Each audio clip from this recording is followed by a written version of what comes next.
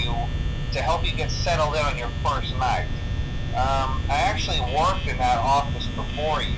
I'm finishing up my last week now, as a matter of fact, so I know it can be a bit overwhelming, but I'm here to tell you there's nothing to worry about. You'll do fine. So let's just focus on getting you through your first week, okay? Let's see. First, there's an introductory greeting from the company that I'm supposed to read. It's kind of a legal thing, you know. Welcome to Freddy Fazbear's Pizza, a magical place for kids and grown-ups alike, where fantasy and fun come to life. Fazbear Entertainment is not responsible for damage to property or person.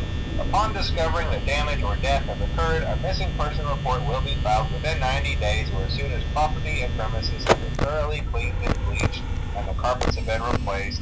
Blah, blah, blah. Now, that might sound bad, I know, but there's really nothing to worry about. The animatronic characters here do get a bit quirky at night, but do I blame them? No.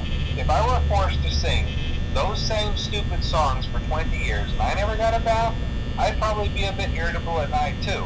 So remember, these characters hold a special place in the hearts of children and we need to show them a little respect, right? Okay. So just be aware, the characters do tend to wander a bit. They're left in some kind of free roaming mode at night.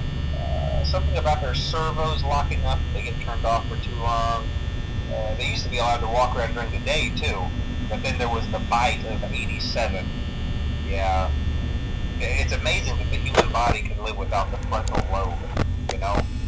Now, concerning your safety, the only real risk to you as a night watchman here, if any, is the fact that these characters, if they happen to see you after hours, probably won't recognize you as a person.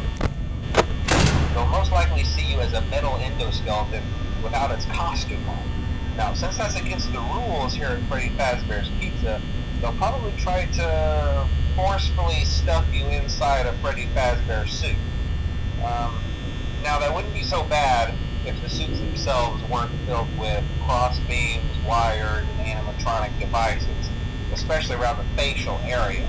So you can imagine how having your head forcefully pressed inside one of those could cause a bit of discomfort and death. The only parts of you that would likely see the light of day again would be your eyeballs and teeth that pop out the front of the mask. Yeah, they don't tell you these things when you sign up. But hey, first station of the breeze. I'll chat with you tomorrow. Check those cameras and remember to close the doors only if absolutely necessary. Gotta conserve power. Alright, good night.